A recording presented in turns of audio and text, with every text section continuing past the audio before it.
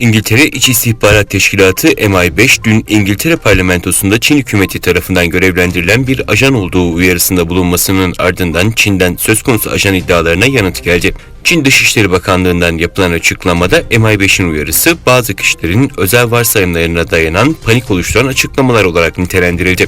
MI5'in ajan olduğunu iddia ettiği Çin Kuili hakkında Çin Komünist Partisi Birleşik Ön Çalışma Departmanı adına hareket ettiği ifade edilmiş, Çin ve Hong Kong hükümetlerine rakamsal veri aktardığı belirtilmişti. Ukrayna Devlet Başkanı Vladimir Zelenski, ABD Başkanı Joe Biden'a Rusya Devlet Başkanı Vladimir Putin'le üçlü formatta görüşme teklif etti. ABD tarafı görüşmeye ilgi gösterirken Rusya'dan cevap bekleniyor. Ukrayna Devlet Başkanlık Ofisi Başkanı görüşmenin çevrim içi formatta olabileceğine işaret etti. Çin'in Doğu Türkistan başta olmak üzere farklı yerlerdeki ağır insan hakları ihlalleri nedeniyle 2022 Pekin Kış Olimpiyatlarına diplomatik boykot uygulaması çağrılarının sayısı artıyor. İnsan Hakları İzleme Örgütü Şubat ayında Çin'de düzenlenecek 2022 Pekin Olimpiyatları öncesi ülkelere diplomatik boykot çağrısı yaptı.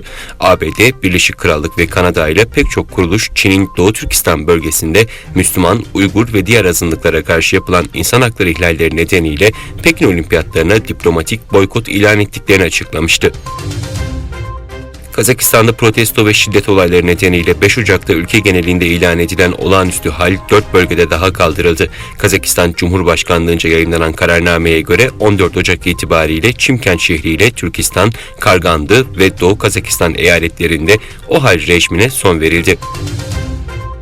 Rusya Federal Güvenlik Servisi uluslararası hacker grubu REvil üyelerinin ABD'nin talebiyle gözaltına alındığını ve grubun çökertildiğini duyurdu. Rusya Federal Güvenlik Servisi'nden yapılan yazılı açıklamada ABD makamlarının REvil hacker grubunun uluslararası şirketlere yönelik siber saldırıları konusunda Rus makamlarına bilgi verdikleri belirtildi. Uzmanlar Çin'in bir hafta içinde Türkiye, Suudi Arabistan, Kuveyt, Bahreyn, Umman ve Körfez İşbirliği Konseyi ile yaptığı görüşmeleri Çin'in enerji ithalatının güvenliğini ve kuşak ve yol girişiminin gelişimini güvenceye almak istemesi olarak yorumladı. İngiltere Sağlık Bakanı koronavirüs izolasyon süresinin 17 Ocak itibariyle tam aşılı kişiler için 7 günden 5 güne düşürüldüğünü açıkladı.